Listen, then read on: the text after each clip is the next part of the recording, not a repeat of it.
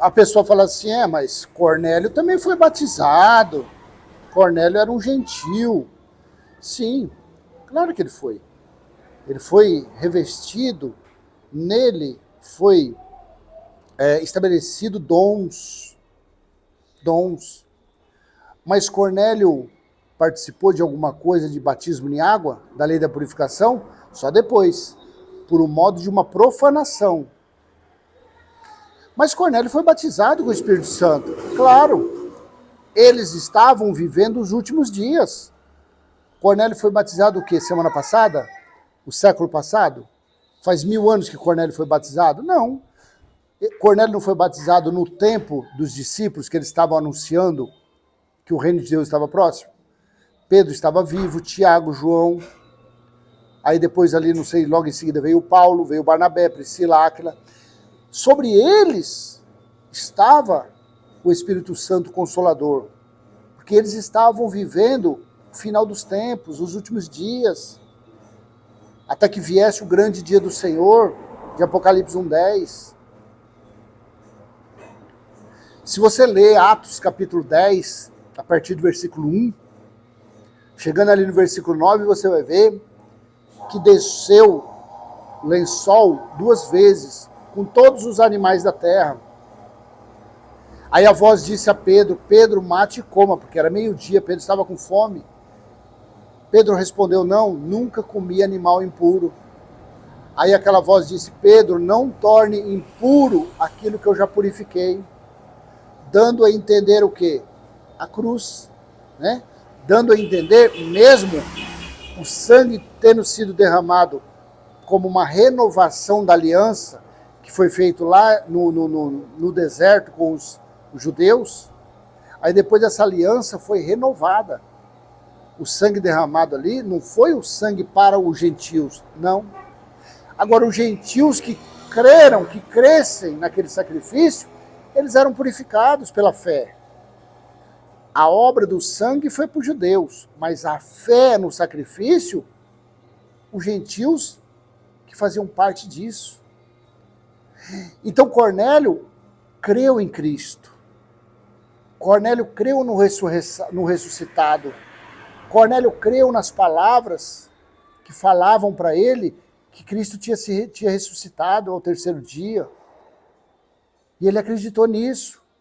Então, sobre ele e seus familiares, o Espírito Santo foi derramado naqueles dias.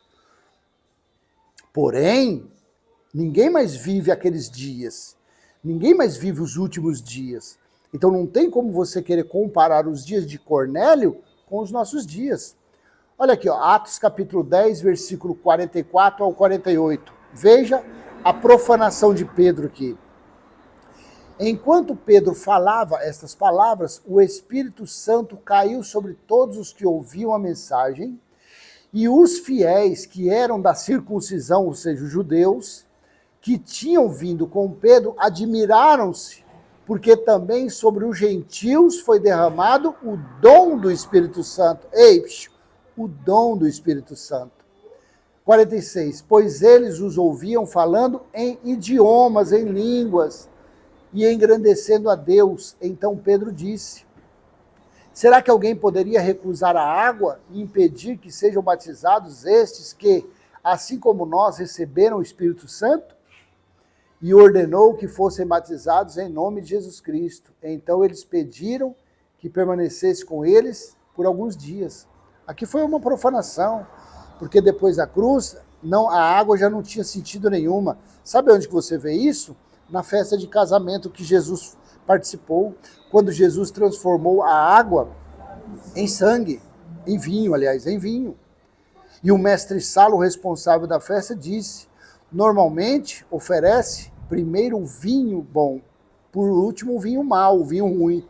Mas aqui, nesse casamento foi diferente, guardaram o melhor por último. Ei, guardaram o melhor por último. Então, fazendo essa união, essa concatenação, por isso que depois da cruz, a água se tornou inútil para os judeus. A lei da purificação através de água foi extinta, foi aniquilada. Porque o sangue dele derramado é que purificou os judeus que acreditaram nele. Purificou a todos.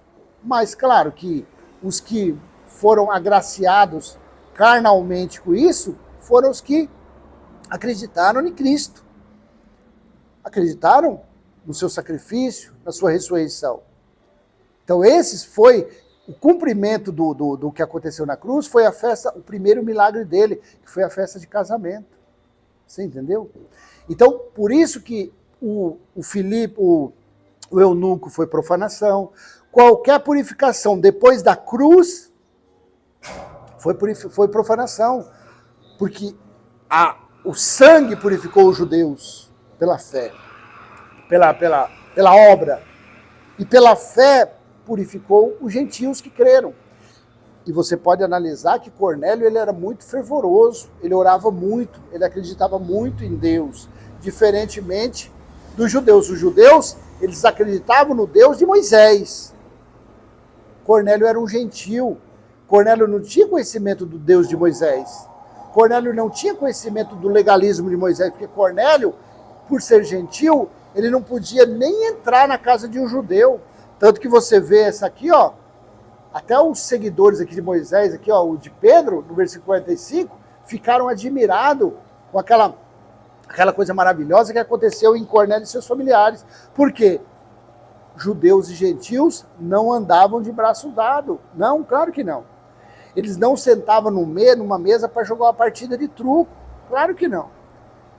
Sempre os gentios foram considerados como cachorrinhos, como estrangeiros, como pessoas ínfimas, pessoas sem crédito nenhum. Entendeu? Então, finalizando aqui, por que Cornélio e seus familiares foram batizados com o Espírito Santo? Porque eles estavam vivendo nos últimos dias.